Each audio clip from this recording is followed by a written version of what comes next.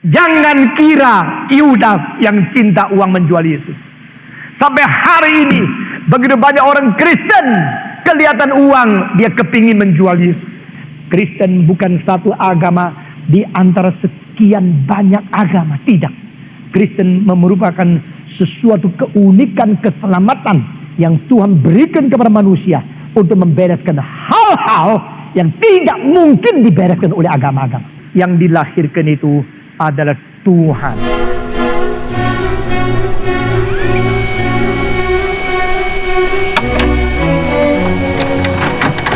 Pada malam pertama, Natal pertama, pada hari pertama, Yesus lahir di dalam dunia. Itulah satu malam yang mungkin paling gelap. Mungkin sudah puncak kegelapan daripada dunia. Karena pada malam itu adalah malam sesudah 400 tahun Tuhan tidak mengirim seorang nabi ke dalam dunia. Saudara-saudara, manusia menunggu. Orang biasa hanya menunggu kapan hari yang paling penting untuk hidupnya. Mungkin pemuda-pemudi menunggu hari dia mendapatkan gelar atau titel. Mungkin pemuda-pemudi menunggu hari dia menikah atau mendapatkan seorang mempelai yang baik. Atau orang biasa menunggu sesuatu kedudukan yang baik dan mendapatkan gaji yang cukup besar. Tapi saudara-saudara, penungguan semacam demikian bukan penungguan yang paling penting. Tapi di dalam umat manusia ada hal yang ditunggu-tunggu manusia, yaitu kedatangan seorang Mesias. Konsep Mesianis, konsep Kristus, konsep datangnya anak Allah, ini merupakan satu konsep yang bukan hanya berada di dalam kekristenan secara konkret, tetapi secara samar-samar berada di dalam setiap agama yang paling besar. Saudara-saudara, pada waktu agamawan, orang-orang yang memikir tentang agama dan relasi antara manusia dengan dunia yang tidak kelihatan sampai tuntas, mereka kebanyakan hampir kehilangan segala pengharapan. Kebanyakan mereka menjadi kecewa, putus asa, karena makin lama makin melihat dunia ini tidak beres. Dunia ini tidak adil. Dunia ini tidak menjalankan hukum, termasuk mereka ahli-ahli hukum. Saudara-saudara, di dalam dunia ini kita tidak melihat keadilan yang sungguh. Di dalam dunia ini kita tidak melihat akan kesucian yang sungguh. Di dalam dunia ini kita tidak melihat akan cinta kasih yang sejati. Kalau kita boleh katakan dengan jujur, kita hanya menerima kekecewaan dari dunia ini. Konfusius sendiri berkata, orang suci aku tidak pernah menemukan, tetapi jikalau aku bisa menemukan seorang gentleman, aku sudah merasa puas. Konfusius meneruskan dengan perkataan bahwa orang yang saleh, orang yang benar, aku tidak pernah menemukan seorang pun. Jikalau bisa menemukan seorang yang tekun, aku sudah sangat puas. Saudara-saudara, ketekunan pun itu sulit diperoleh di dalam dunia ini. Orang yang berjanji lalu mungkir janji itu banyak sekali. Orang berkata kepada Tuhan, saya mau mencintai engkau, sudah 2 tahun lupa akan janjinya. Itu banyak sekali. Orang yang permulaan berkobar-kobar melayani Tuhan, akhirnya menjadi dingin seperti es. Itu banyak sekali. Permulaan mengatakan, aku melayani engkau, engkau Tuhanku. Akhirnya dia mau Tuhan melayani dia, dan dia menjadikan uang Tuhan dia. Itu orang semacam demikian banyak sekali. Jikalau kita melihat dengan mata kita keadaan dunia ini, makin kita mengenal orang, makin kita dikecewakan. Makin kita mengharap kepada sesuatu, makin kita menjadi putus asa. Maka pada waktu ketuntasan kita putus asa di dalam dunia ini, kita mulai mengharapkan sesuatu. Siapa yang bisa menolong dunia ini? Siapa yang bisa membereskan ketidakberesan dunia ini? Siapa yang bisa memecahkan segala persoalan-persoalan yang belum pernah beres di dalam dunia ini? Bukankah politik mengganti politik, dinasti mengganti dinasti, presiden mengganti presiden, raja mengganti raja, kerajaan mengganti kerajaan, terus silih berganti di dalam sepanjang sejarah. Saudara-saudara, setiap dinasti dimulai dengan satu kemurnian, kepolosan daripada jiwa mau mendobrak segala politik yang tidak beres untuk membereskan dunia ini. Tetapi dinasti yang mendobrak lain akhirnya harus didobrak oleh dinasti yang lain, karena mereka harus mengulangi kerusakan yang mereka dobrak pada permulaan. Inilah sejarah. Sejarah terus berlangsung. Sebagaimana musim dingin diganti dengan musim panas, lalu diganti lagi dengan musim dingin, lalu diganti dengan musim panas. Demikian bumi berputar-putar terus. Saudara-saudara, maka sejarah membuktikan satu hal. Ini saya akan mengutip kalimat dari seorang yang penting, Profesor Arnold Toynbee. Profesor Arnold Toynbee yang menulis 12 buku yang tebal, The Study of the History. Dia sudah meninggal dunia. Dia seorang tokoh sejarawan yang terbesar abad ke-20 di Inggris. Saudara-saudara, dia mengatakan 6.000 tahun yang terakhir dalam sejarah manusia ini hanya membuktikan satu ayat Alkitab, yaitu upah dosa adalah maut. Saudara-saudara, the 6,000 years of world history is the proof, the evidence of only one verse. The wages of sin is death. Upah dosa adalah maut. Manusia berusaha memperbaiki dunia ini, manusia berusaha menjadikan masyarakat ini makmur dan adil, tapi akhirnya kita membuktikan yang makmur selalu tidak adil, yang adil tidak selalu makmur. Saudara-saudara, dunia yang tidak beres. Apakah masih ada pengharapan kita keluar daripada rahim ibu kita dengan sesuatu kesenangan, dengan sesuatu kesukaan, sejak kecil mengharapkan sesuatu? Meskipun waktu kita lahir kita menangis, tapi kita waktu kecil kita polos, kita naif, kita begitu lucu, dan kita mempunyai satu kepolosan dari jiwa kita yang mengharap sesuatu. Tapi betapa banyak orang waktu mereka tua dan meninggal dunia, mereka harus meninggal dunia dengan pengeluhan yang tidak mungkin dimengerti oleh orang lain, karena akhirnya membuktikan dunia ini mengecewakan kita.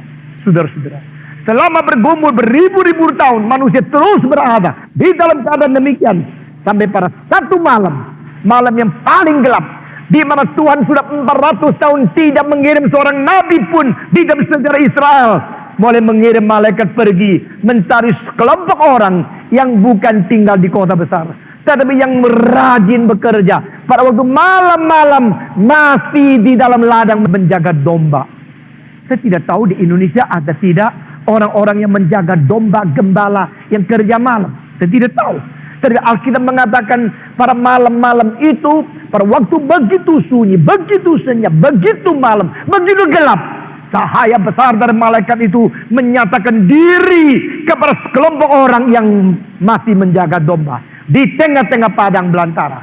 Waktu mereka melihat, mereka mengetahui mungkin ini sesuatu jawaban Tuhan untuk kekecewaan manusia. Mungkin ini sesuatu cahaya terang baru untuk menyinari akan kegelapan yang sekian lama berada mengurumuni agama manusia. Saudara-saudara, pada waktu mereka menyatakan ketakutan karena mereka tidak sadar dan mereka tidak bersiap untuk menerima sesuatu yang begitu besar, malaikat mengatakan, jangan takut, fear not, I'm telling you a good tidings. Aku memberikan kepada engkau sesuatu kabar yang baik.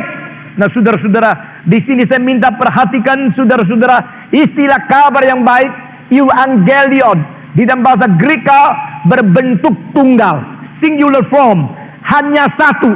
Kalau saudara sekarang lihat sudah kabar baik, Honda ready stock, itu kabar baik dunia. Kabar baik, Bridgestone sudah datang.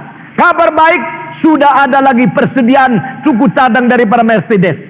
Saudara-saudara, itu adalah kabar baik yang banyak, yang jamak. Tetapi Alkitab mengatakan hanya satu kabar baik yang sungguh-sungguh, euangelion, the only good news, satu-satunya kabar yang baik, yaitu manusia mempunyai pengharapan, bukan tidak ada pengharapan. Manusia mempunyai hari depan, bukan tidak ada hari depan.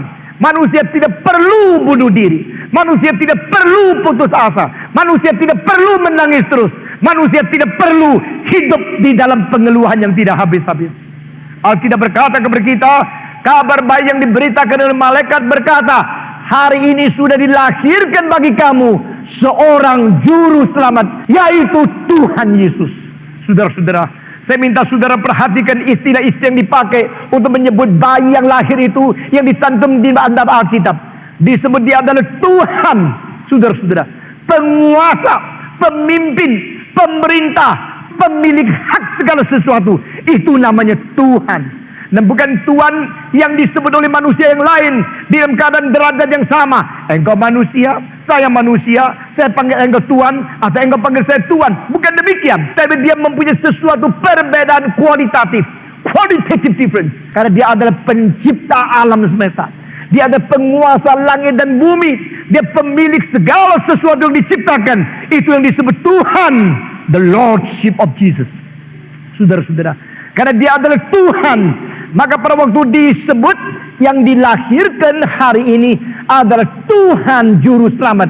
Malaikat khusus memakai istilah Tuhan itu memberitahu kepada kita, dunia ini bukan tidak ada yang memiliki.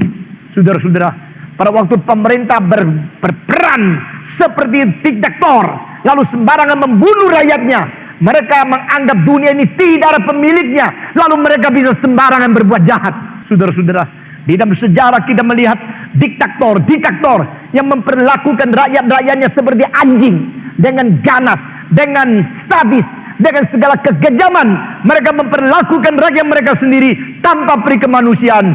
Mereka anggap mereka yang memiliki dunia, selalu akhirnya digagalkan oleh Tuhan. Saudara-saudara, absolute power means absolute collapse. Absolute power means absolute corruption. Di dalam sejarah kita mendengar kalimat-kalimat yang penting dari mereka yang mempunyai pemikiran yang mendalam sekali. Mereka memberikan pengajaran kepada kita, kuasa yang makin mutlak mengakibatkan kerusakan yang makin total. Karena apa? Yang mutlak hanya satu, yaitu Tuhan Allah. Tidak ada yang lain yang mutlak-mutlak. Mereka hanya memasukkan kemutlakan atau memutlakkan diri yang tidak mutlak. Tetapi mutlak yang betul-betul mutlak hanya satu, yaitu Tuhan Allah. Dan dia datang ke dalam dunia sebagai pengunjung yang penuh dengan cinta kasih. Dia datang ke dalam dunia sebagai pengunjung yang menjadi contoh dan teladan. Dia menjadi seorang pengunjung di dalam keadaan yang begitu remeh, begitu hina, merendahkan diri. Dia dilahirkan di dalam palungan, bukan tempat manusia, tapi tempat binatang. Inilah Natal, inilah Yesus Kristus. Itulah sebab dia berhak mengatakan, yang mau menjadi besar, biarlah dia menjadi yang melayani. Ini satu hal yang berbeda dengan dunia dan politik yang bukan kekristenan. Karena orang-orang di luar kekristenan, mereka kira kalau mau menjadi besar, mereka merebut kuasa sebanyak mungkin. Setelah mereka mempunyai kuasa, baru mereka bisa menguasai orang lain. Tapi Yesus Kristus tidak demikian. Dia tidak memakai kuasa dunia, kuasa politik, kuasa hukum, tapi dia memakai cinta kasih Tuhan Allah dan keadilan surgawi untuk ditegakkan di dalam dunia ini. Saudara-saudara, yang dilahirkan itu adalah Tuhan. Lalu kita memikirkan kemungkinan ini mungkin atau tidak. Tuhan menjadi baik, yang menciptakan segala sesuatu, yang menjadi penghulu, menjadi penguasa alam semesta. Sekarang membatas diri menjadi seorang bayi yang beratnya hanya berapa kilo saja. Saudara-saudara, the son is given, the child is born, and he is Lord, the Savior. Dia adalah Tuhan. Ini istilah pertama yang menguasai alam semesta. Sekarang datang ke dalam dunia yang diciptakan sebagai pengunjung, the visitation of the master of the world, come to his created world. Kedua, Yesus dilahirkan, sebutkan dia namanya adalah Juru Selamat.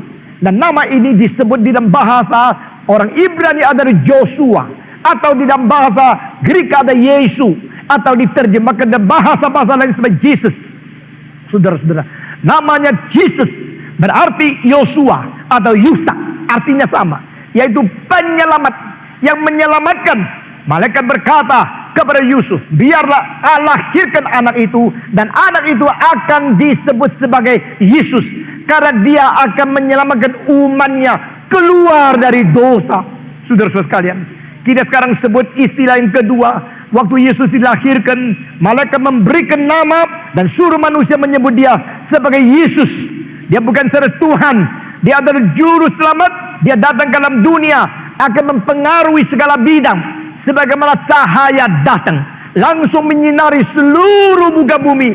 Demikian Kristus datang, dia akan mempengaruhi segala bidang di dalam kebudayaan. Sejak Kristus datang, keadilan ditegakkan, hukum berubah, politik berubah, sastra berubah, syair berubah, dan musik berubah. Komponis yang terbesar dipengaruhi oleh Yesus Kristus, termasuk Johann Sebastian Bach, George Friedrich Handel, Wolfgang Amadeus Mozart, Ludwig von Beethoven, Franz Schubert, Felix Mendelssohn Bartholdy, sampai kepada zaman-zaman abad ke-20, termasuk Menotti, termasuk orang-orang seperti Bernstein. Saudara-saudara sekalian, semua musikus dipengaruhi oleh Yesus. Semua pelukis yang paling besar dipengaruhi dan menerima akan inspirasi yang paling besar dari Yesus Kristus. Baik dari Raffaello, daripada Michelangelo, dari Da Vinci, daripada Caravaggio, daripada Vasari, sampai pada abad ke-20 dari Salvador Dali, dipengaruhi oleh Yesus Kristus. Saudara-saudara, penulis-penulis yang terbesar dari Charles Dickens, daripada Dostoevsky, daripada orang-orang seperti itu Samuel Johnson, John Milton, sampai abad ke-20 banyak sastrawan yang besar dipengaruhi oleh Yesus Kristus. Saudara-saudara, baru saya berkhotbah di mimbar Reform Injil yang terakhir. Saya tidak bisa bayangkan jikalau dunia ini belum pernah dikunjungi oleh Yesus Kristus. Atau if Jesus didn't come to the history. Jikalau Yesus belum pernah datang ke dalam dunia, dunia ini akan menjadi dunia bagaimana? Saya tidak bisa bayangkan. Tapi Kristus sudah datang ke dalam dunia. Yesus sudah hadir. Yesus sudah pernah mengunjungi dunia ini. Dan dia bukan hanya datang untuk menyinari kegelapan saja. Dia datang untuk menyelamatkan dan menebus kita. Call him Jesus. Sebutkan dia Yesus. Karena dia akan menyelamatkan manusia, umatnya, keluar daripada dosa. Bukan keluar daripada kebiasaan yang jelek. Bukan keluar daripada kebodohan. Bukan keluar daripada kemoralan yang kurang tinggi. Bukan keluar daripada kebiasaan-kebiasaan yang sangat biadab dan immoral. Tapi menyelamatkan mereka, menebus mereka keluar daripada kuasa dosa. Saudara-saudara, di dalam Roma kita melihat dosa ditulis oleh Paulus dalam Greka dengan dua macam bentuk. Bentuk pertama adalah singular form. Bentuk kedua adalah plural form. Apakah artinya bentuk dosa yang jamak dan bentuk dosa yang tunggal? Saudara-saudara, apakah dosa satu atau dosa banyak? Apa yang disebut dosa-dosa dan apa yang disebut dosa sebagai tunggal? Di dalam Alkitab khususnya pasal 5 sampai pasal 8 dari kitab Roma, Paulus memakai dosa yang berbentuk hanya tunggal saja. Saudara-saudara, di situ menarik perhatian kepada kita. Dosa sama dosa-dosa berlainan kali. Maksudnya di dalam pasal 5 sampai pasal 8 adalah sesuatu kedudukan yang melebihi daripada kebiasaan-kebiasaan yang lain. Saudara-saudara, jikalau kita mengatakan dosa sebagai jamak, berarti kita berbuat kesalahan-kesalahan. Misalnya kita berzina, misalnya orang memperkosa, misalnya orang mencuri, misalnya ada orang yang berjudi, atau orang yang bercabul, atau orang yang menulis cek kosong, atau orang yang menipu. Itu ada dosa. Itu disebut macam-macam dosa. Itu disebut keadaan, kebiasaan salah, atau kelakuan yang sudah melanggar segala sesuatu yang ditetapkan oleh Allah di dalam hukum Tauratnya. Itu disebut dosa. Tetapi apa yang ditulis oleh Paulus di dalam Roma pasal 5 sampai pasal 8 itu ada singular form of sin. Itu adalah dosa. D-O-S-A. Hanya satu, dosa. Apa artinya? Di situ yang dikatakan oleh Paulus, bukan kelakuan, bukan perbuatan, bukan pertuturan, bukan sesuatu kepelesetan daripada hidup atau tingkah laku kita masing-masing. Tapi di situ yang disebutkan adalah sesuatu kedudukan yang di dalamnya ada kuasa yang besar, di mana manusia dicengkeram, manusia dibinasakan di dalam kedudukan itu. A position of the sinner. Saudara-saudara, itu merupakan sesuatu kedudukan, satu status dosa, kuasa dosa, posisi dosa, dan sesuatu attitude, sesuatu keadaan yang berlawanan dengan kehendak Allah, sehingga kita disebut orang berdosa. Jadi saudara-saudara, perbuatan dosa dan status sebagai orang berdosa itu harus kita pisahkan. Apakah karena saya sudah berbuat dosa baru saya disebut orang berdosa kah? Atau karena adalah saya orang berdosa maka saya saban hari melakukan dosa? Saudara-saudara, saya minta saudara pikirkan kedua hal ini. Sebab saya melakukan dosa-dosa sehingga akhirnya saya disebut orang berdosa, atau karena saya adalah orang berdosa maka tidak mungkin tidak aku melakukan dosa? Yang mana yang betul? Orang Kristen kalau ditanya sudah ke gereja, sudah lama, sudah baptiskan. Oh 5 kali. Sini 1 kali pilek, ganti satu tempat lagi. Sini 1 kali lagi kurang air, ganti 1 tempat lagi. Sini kurang lagi, pergi ke Yerusalem, lebih sah. Engkau baptis 10 kali, kalau dosanya belum beres, tetap basah kuyup, tetap berdosa. Saudara-saudara, saya sekarang tanya kembali. Kalau kita mengatakan kita orang Kristen dengar khotbah yang banyak, sekarang saya tanya satu pertanyaan saja. Sebab saya berbuat salah, maka saya disebut orang berdosakah? Atau sebab saya orang berdosa, maka saban hari saya tidak luput daripada berbuat salah? Yang mana yang betul? Hah? Ada yang gini, ada yang gini, yang mana? Hah? Sekali lagi ya, dengar baik-baik. Sudah dengar, sudah pikir, lalu jawab. Jawab, jangan dia pinggir, jangan dipengaruhi oleh sebelah. Engkau harus bertanggung jawab sendiri kepada Tuhan. Sebab saya berbuat dosa, maka saya disebut orang berdosa. Atau sebab saya adalah orang berdosa, maka tidak luput saben hari berbuat dosa. Semua diam. Diam juga berdosa. Sekarang saya pakai tangan saja. Yang pertama, sebab saya berbuat salah, maka saya disebut orang berdosa. Kedua, sebab saya adalah orang berdosa, maka saya tidak luput dari berbuat salah. Yang mana? 1 atau 2? Yang 1, coba angkat tangan. Yang 2, coba angkat tangan. Yang tidak angkat tangan mungkin orang mati. Yang 1 dia tidak. Yang 2 juga tidak. Saudara-saudara, yang mana? Alkitab berkata kepada kita, kita dilahirkan di dalam dosa. Dan kita berjalan di dalam dosa. Dan kita berbuat dosa. Dan kita menuju kepada kebinasan sebagai akibat dosa. Di sini kita melihat teologi yang benar dan ajaran dalam Alkitab jelas berkata kepada kita, kecuali Adam mempunyai keadaan yang netral, mempunyai kebebasan yang belum disemari, dia sebelum berbuat dosa tidak disebut orang berdosa. Tapi setelah dia berbuat dosa, dia sudah jatuh ke dalam dosa, dia menjadi orang berdosa. Tapi setelah Adam, semua yang dilahirkan oleh Adam dilahirkan di dalam keadaan status dosa. Saudara-saudara, kalau engkau mengatakan demikian, bukankah berarti Allah itu tidak adil? Saya kan tidak minta dilahirkan. Mengapa saya dilahirkan dalam keadaan status dosa? Tapi saudara perhatikan, seluruh kitab suci tidak pernah mengatakan Allah akan mengadili manusia karena status dosanya. Tetapi Allah akan mengadili manusia karena perbuatan dosa mereka sendiri. Itu sebab di sini saya minta saudara perhatikan sesuatu status dan sesuatu akibat dari status dan sesuatu keinisiatifan sendiri yang mengakibatkan status kita dihukum itu dipisahkan. Saudara-saudara, Augustinus dengan jelas mengatakan kita jangan melihat segala sesuatu secara flat, tapi kita melihat segala sesuatu menurut status-status yang begitu jelas di Alkitab. Sebelum Adam berdosa, dia ada seorang yang dicipta disebut sangat baik menurut peta dan teladan Allah. Tapi sesudah Adam berdosa, dia harus menanggung dosa dia sendiri. Sedangkan anak-anak keturunan Adam, mereka semua dilahirkan oleh orang yang sudah berdosa. Mereka secara status ada di dalam dosa, tapi secara pengadilan Allah tidak mengadili mereka hanya karena mereka dilahirkan ke dalam status dosa. Allah akan mengadili mereka karena perbuatan mereka masing-masing. Tapi saudara-saudara sekalian, mungkinkah kita mempunyai kebebasan seperti Adam sebelum berbuat dosa? Kita tidak mungkin mempunyai keadaan seperti itu. Ini sebab pada waktu Martin Luther masih hidup di dalam dunia, dia memang mempunyai seorang kawan yang baik yang namanya Erasmus. Saudara-saudara, dengan dia bersama-sama sebagai humanis yang besar.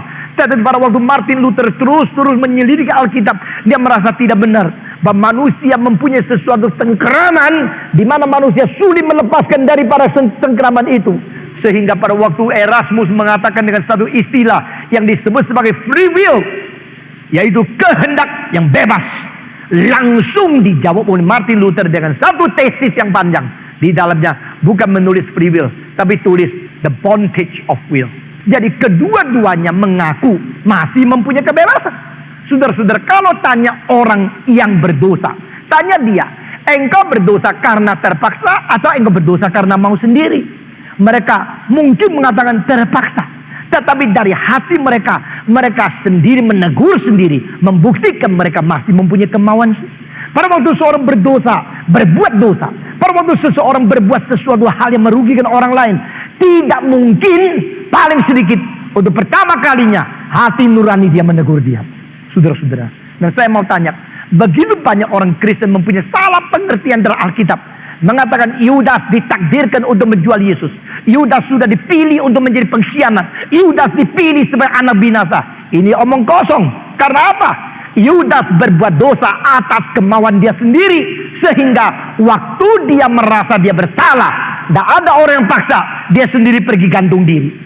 Waktu Yudas pergi menggantung diri, ini membuktikan dia sendiri rasa dia harus tanggung jawab atas perbuatannya yang salah. Betul tidak? Kalau Yudas yang sendiri merasa diri bersalah dan dia mau bertanggung jawab sehingga dia harus mati menggantung diri, ada apa kamu membela dia? Dia akan tidak salah, dia akan ditakdir oleh Tuhan. Itu omong kosong. Karena dia sendiri dengan keinsiapan, dengan kesadaran, dia yang mempergunakan kehendaknya untuk berbuat dosa. Dan dia telah berbuat dosa secara fatal, membuang, menjual Yesus Kristus hanya karena cinta uang saja. Jangan kira Yudas yang cinta uang menjual Yesus. Sampai hari ini begitu banyak orang Kristen kelihatan uang dia kepingin menjual Yesus. Hanya karena uang dia lupa cinta Tuhan. Hanya karena uang dia lupa dia orang Kristen. Hanya karena uang dia lupa Yesus justru menebus dosa dia dengan mengalirkan darah. Saudara-saudara, bukankah kita sama seperti Yudas? Kita sebenarnya tidak lebih baik dari Yudas. Lalu kita mengatakan orang berdosa ditakdir oleh Tuhan. Itu tidak ada. Manusia berdosa tetap berdasarkan inisiatif, dengan pengertian itu tidak benar, saudara-saudara. Sehingga setelah kita berbuat dosa, kita menyadari itu berdosa, hati nurani kita terus menegur, dan kita tidak mungkin mempunyai perdamaian yang sejati, saudara-saudara. Meskipun demikian, manusia berada di dalam dosa, Tuhan tidak membiarkan kita demikian. Itu sebab Yesus dikirim, dan malaikat mengatakan sebut dia nama Yesus, call him Jesus. Karena dia akan menyelamatkan umatnya keluar dari dosa. Kita adalah manusia yang bisa berbuat dosa. Tapi sebelum berbuat dosa, kita mempunyai satu status dosa yang perlu dilepaskan oleh Yesus Kristus. Kristus datang ke dalam dunia untuk melepaskan kita daripada dosa pembawaan sebagai sesuatu status. Dan juga melepaskan kita dari berdosa kebiasaan kita sendiri yang kita kerjakan dengan inisiatif kita masing-masing. Ini kedua. Ketiga, sebut dia namanya adalah yang kudus, the Holy One of God, yang dilahirkan untuk kamu adalah yang suci dari Allah. Kalau sudah memperhatikan istilah ini, maka istilah ini sangat sering tertemukan di dalam satu buku, yaitu Nabi Yesaya. Di dalam Nabi Yesaya kita menemukan Yesaya terus mengatakan yang suci dari Allah, yang suci dari Allah, the Holy One of God, the Holy One of God, the Holy One of God. Siapakah itu? Siapa yang suci dari Allah? Siapa yang satu-satunya kudus dari Allah? Saudara-saudara, setiap agama menjunjung tinggi orang-orang yang paling dikagumi mereka. Lalu mereka memberikan judul, memberikan sesuatu kanonisasi. Ini orang saleh, orang saleh, orang saleh, orang saleh, orang suci, Saint John, Saint Mary, Saint Magdalene, Saint Teresa, Saint Dominikus, Saint Francis. Begitu banyak sepanjang sejarah. Tapi saudara-saudara, mereka semua adalah orang yang disucikan. Tapi di antara mereka tidak ada satu yang menyucikan, saudara-saudara. Semua orang suci adalah orang yang bergumul dan berdosa, akhirnya mempunyai hidup yang lebih mirip dengan Tuhan Yesus. Akhirnya dianggap orang suci. Tapi yang dikatakan di sini lain. Yesus bukan seorang bergumul di dalam agama. Akhirnya dengan meditasi, kontemplasi, dengan sesuatu hidup yang terus melatih diri, pemurnian yang terus menerus kontinu, baru akhirnya mencapai kesucian. Tidak demikian. Yesus adalah orang yang suci satu-satunya yang dari Allah. The Holy One of God, the Holy One from heaven. He's from above. Dia datang sebagai yang kudus, Sang Kudus yang datang ke dalam dunia. Kita harus bersyukur kepada Tuhan. Di dalam dunia yang penuh dengan pencemaran, polusi, moral, dan segala sesuatu tingkah laku yang penuh dengan dosa, ada yang kudus yang pernah datang, yang mutlak suci, yang sama sekali tidak tercemar, yang sungguh-sungguh, yang dirinya substansi Sang Kudus itu datang ke dalam dunia, dan dia hidup menjadi seluruh contoh hidup dengan tidak bercacat celah. Maka pada waktu Yohanes Pembaptis digerakkan oleh Roh Kudus dengan kepenuhan, dengan suara dari seorang nabi berkata, "Behold the Lamb of God who takes away the sins of the world." Dia menunjukkan kepada Yesus Kristus, lihatlah anak domba Allah yang mengangkut dosa dunia. Saudara-saudara, lihatlah anak domba Allah. Berarti kita harus memperhatikan ini, karena dia adalah yang tidak berdosa, dan dia yang bisa membereskan dosa orang lain. Jika Yesus datang dengan status sama dengan engkau, Yesus datang sama dengan saya, Yesus datang dengan status sebagai orang berdosa, bagaimana dia bisa menyelamatkan engkau? Bagaimana dia bisa menyelamatkan saya? Tapi dia datang dengan status sebagai orang suci yang mutlak tidak berdosa. Maka yang suci sudah hadir, dan yang suci memberikan penawaran kepada kita. Marilah, datang kepadaku, aku akan menanggung segala dosa. Datang kepadaku, aku akan membersihkan hatimu. Datang kepadaku, aku telah buka jalan yang baru dan hidup bagimu. Melalui tubuhku, domba yang tidak bercacat celah, yang dipaku di atas salib. Saudara, ini nama ketiga yang kita dengar. Dan keempat, call him because he is the son of the highest God. Dia adalah anak dari Allah yang maha tinggi. Dia adalah Allah maha tinggi, anak Allah yang maha tinggi. Di sini kita melihat luar biasa. Ini satu istilah yang belum pernah muncul untuk siapapun.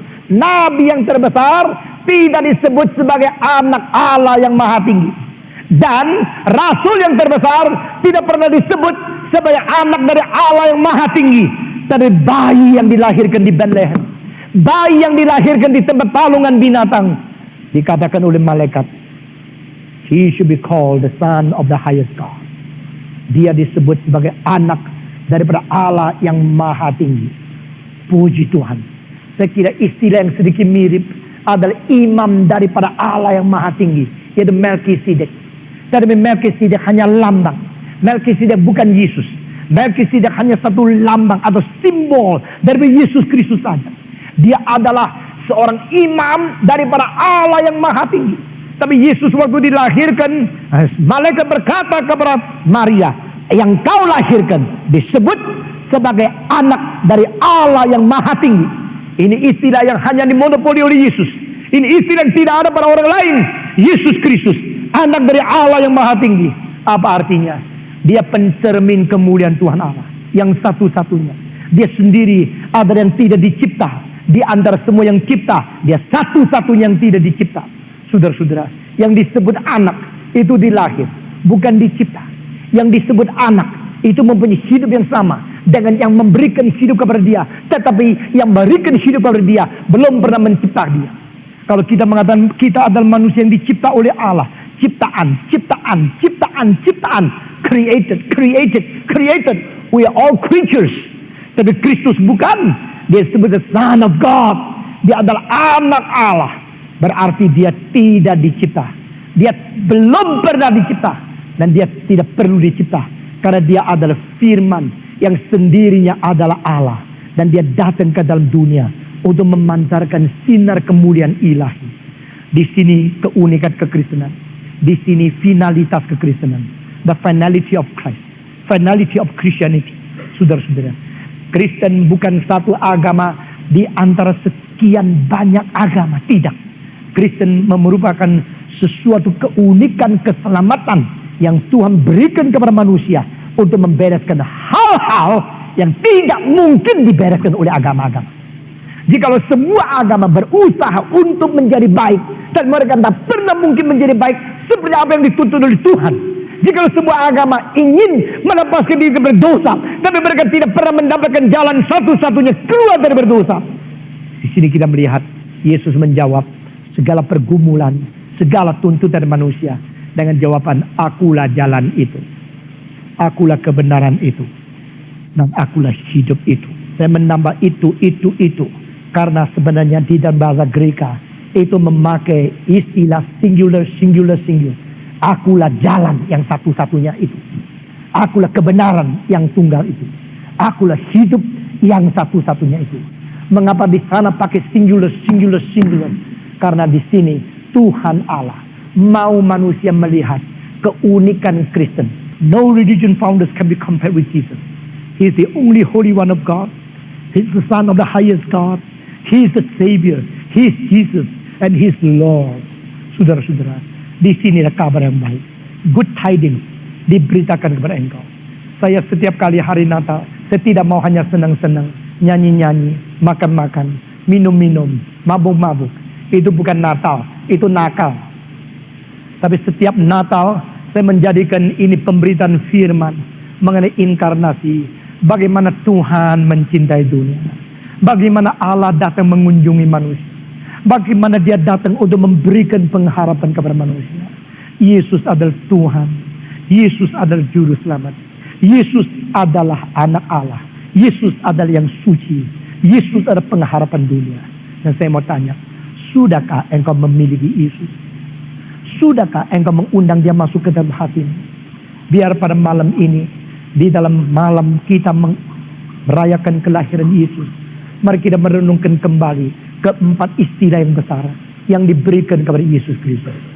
Jesus is Lord. Jesus is the Savior. Jesus is the only Holy One of God.